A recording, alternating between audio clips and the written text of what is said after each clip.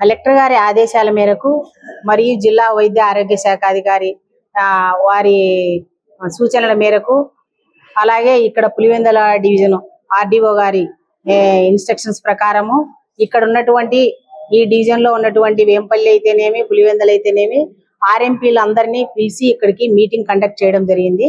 ముఖ్యంగా ఈ ఆర్ఎంపీలు ప్రథమ చికిత్సా కేంద్రం అని పెట్టుకోవాలి, డాక్టర్ అని ఎక్కడా రాయకూడదు. తర్వాత వీళ్ళు వాళ్ళకు లిమిట్స్ లో ఉండాలి కానీ వాళ్ళు ట్రీట్మెంట్ అనేది చేయకూడదు. ముఖ్యంగా ఇంజెక్షన్లు వేయరాదు, స్టెరాయిడ్స్ మందులు ఇవ్వరాదు, తర్వాత వాళ్ళు సెలైన్ బాటిల్స్ పెట్టరాదు, యాంటీబయాటిక్స్ హయ్యర్ యాంటీబయాటిక్స్ కూడా పేషెంట్ కు ఇవ్వకూడదు. ఎంతసేపు ఉన్నా వాళ్ళు రెఫరల్ మాత్రమే చేయాలి, సలహాదారులు మాత్రమే దీనికి, వాళ్ళు డాక్టర్లు కారు. ఈ విషయం ప్రజలు తెలుసుకుంటే బాగుంటుంది కానీ ప్రతి ఒక్కరూ ఈ విషయాన్ని తెలుసుకోవాలి. మనము సలహా కోసమే ఆర్ఎంపీల దగ్గరికి వెళ్ళాలి కానీ ట్రీట్మెంట్ కోసం వెళ్ళరాదు. ముఖ్యంగా అలాగే ఆర్ఎంపీ కూడా తెలుసుకోవాలి, నేను ఒక ప్రజలకు తర్వాత ఆరోగ్యానికి సంబంధించిన వారధిలాగా నేను ఒక సలహాదారుని, నేను ప్రథమ చికిత్సా కేంద్రం పెట్టుకొని 10 మందికి సలహాదారునిగా ఉండి ప్రయత్నం చేసి ప్రతి ఒక్కరికి ఆరోగ్యాన్ని ఇవ్వాలనే ఉద్దేశంతోనే అనేది ఆర్ఎంపీలో ఖచ్చితంగా వాళ్ళల్లో మైండ్ లో ఉండాలి. లేదంటే ఇది చాలా కష్టం అవుతుంది. ప్రతి ఒక్కరూ అర్థం చేసుకోవాలి ఈ విషయాన్ని. ముఖ్యంగా ఒక ఎంబీబీఎస్ డాక్టరు 5 సంవత్సరాలు చదువుకొని 2 సంవత్సరాలు పీజీ చేసినటువంటి డాక్టర్ దగ్గరికి వెళ్ళాలంటేనే పేషెంట్లు ఎందుకు వెళ్ళడం లేదో అర్థం కావడం లేదు. కానీ ఒక ఏమి చదువులేనటువంటి ఆర్ఎంపీ దగ్గరికి వెళ్తున్నారంటే అది నమ్మకం. ఆ నమ్మకాన్ని పెట్టుకొని ప్రతి ఒక్కరూ డబ్బు కోసము ఆ వచ్చిన ఆ పేషెంట్ను మనము ఎలా సద్వినియోగం చేసుకోవాలనే ఉద్దేశం మీలో ఉండాలి. ఎందుకంటే ఆ వచ్చిన పేషెంట్కు ఎక్కడికి పంపిస్తే ఆమెకు బాగుంటుంది అనేది ముఖ్యంగా తెలుసుకుని రెఫరల్ చేయాలి. అంతేగాని మీరు సెలైన్ బాటిల్ పెట్టడం కానీ, ఇంజక్షన్లు వేయడం కానీ, మాత్రలు ఇవ్వడం కానీ ఇలాంటివి చేయరాదు. ఎంతసేపు ఉన్నా ఫస్ట్ ఎయిడ్ మాత్రమే ఇవ్వాలి. ఎమర్జెన్సీగా ఏదైనా వస్తే వెంటనే రెఫరల్ చేయాలి. లేదంటే 108కు ఫోన్ చేయించి దాన్ని మీరు ఆ వెహికల్లో పక్కన ఉన్నటువంటి సచివాలయం కానీ, ప్రైమరీ హెల్త్ సెంటర్ కానీ, కమ్యూనిటీ హెల్త్ సెంటర్ కానీ పంపించాలి. ఇంకా లేదు అని మీకు అనిపిస్తే రెఫరల్ గా మీరు జిల్లా ఆసుపత్రికైనా పంపించవచ్చు. ప్రతి 1000 పాపులేషన్ కు ఒక ఏఎన్ఎం, ఎంఎల్హెచ్పి కలిపి సచివాలయం ఉన్నది, ఆ సచివాలయానికి పంపించండి. లేదంటే పిహెచ్సి పాపులేషన్ ఒక 25,000కు ఒక పిహెచ్సి ప్రైమరీ హెల్త్ సెంటర్, అక్కడ డాక్టర్ గారు ఉంటారు, తర్వాత స్టాఫ్ ఉంటారు, అందరు ఉంటారు, అక్కడికి పంపించండి. లేదంటే మీరు మీ పులివెందుల ఏరియా హాస్పిటల్ పంపించండి.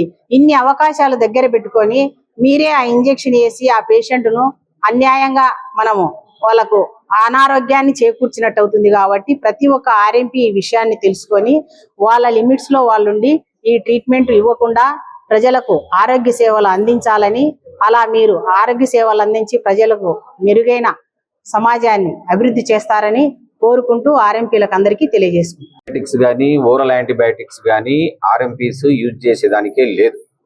ఎందుకంటే అవన్నీ కూడా ఒక కోర్స్ ఆఫ్ యాక్షన్ అనేది ఉంటుంది. కాబట్టి ఖచ్చితంగా ఒక క్వాలిఫైడ్ మినిమం క్వాలిఫికేషన్ ఎంబీబీఎస్ వాళ్ళు మాత్రమే అది ఓరల్ యాంటీబయాటిక్స్ కానీ తర్వాత ఇంజెక్టబుల్ యాంటీబయాటిక్స్ కానీ ఖచ్చితంగా వాడాల్సినటువంటి అవసరం ఉంటుంది. అంతేగాని మనకు హయ్యర్ యాంటీబయాటిక్స్ ఇప్పుడు ఆర్ఎంపీస్ అందరూ వాడుతున్నారు. ఒకవేళ అటువంటి ఏమైనా మా దృష్టికి మా తనిఖీలో గనక వస్తే వాళ్ళకి ఇమ్మీడియట్ గా సీజ్ చేసి వాళ్ళ మీద పోలీస్ కంప్లైంట్ కూడా ఇవ్వడం జరుగుతుంది, ఎఫ్ఐఆర్ కూడా నమోదు చేయడం జరుగుతుంది.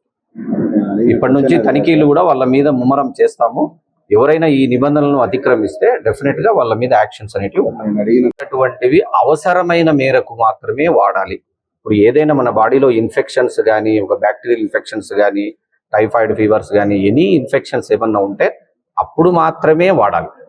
అది కూడా పరిమితంగా ఒక కోర్స్ అనేది ఉంటుంది. ఒక 3 days కానీ, 5 days కానీ, 7 days కానీ, 9 days కానీ, ఆ రకంగా కరెక్ట్ డోస్ అనేది ఉండాలి, కరెక్ట్ టైం పీరియడ్ అనేది ఉండాలి, కరెక్ట్ ఏజ్ లిమిట్ కూడా ఉండాలి, ఆ ఏజ్కి తగ్గట్టుగానే ఉండాలి. అంతేగాని మనం ఏదో ఒక పారాసిటమాల్ టాబ్లెట్ మాదిరి 1 మాత్ర 2 మాత్ర ఇస్తే ఫ్యూచర్లో మనకి ఈ యాంటీబయాటిక్ రెసిస్టెన్స్ అనేది డెవలప్ అవుతుంది. అంటే ఒక చిన్న ఆర్గానిజం మీద పనిచేసేటటువంటి యాంటీబయాటిక్ ఇక అది ఫ్యూచర్లో అతని మీద వర్క్ చేయదు.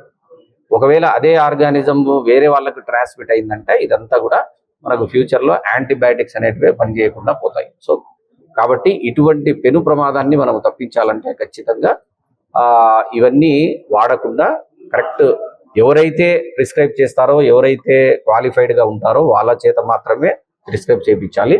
సో వీళ్ళు ఖచ్చితంగా వీళ్ళు వాడేదానికే లేదు. ఒకవేళ ఎవరైనా మా దృష్టికి మేము ఇన్స్పెక్షన్ చేసేటప్పుడు ఇటువంటివి ఏమైనా ఇంజెక్షన్స్ కానీ, ఐవి ఫ్లూయిడ్స్ కానీ, హయ్యర్ యాంటీబయాటిక్స్ కానీ, స్టెరాయిడ్స్ కానీ ఇవన్నీ కూడా వాడుతూ ఉన్నారని మా దృష్టికి వస్తే ఇమ్మీడియట్ గా వాళ్ళ మీద యాక్షన్స్ సీజ్ చేయడం జరుగుతుంది, ఎఫ్ఐఆర్ కూడా నమోదు చేయడం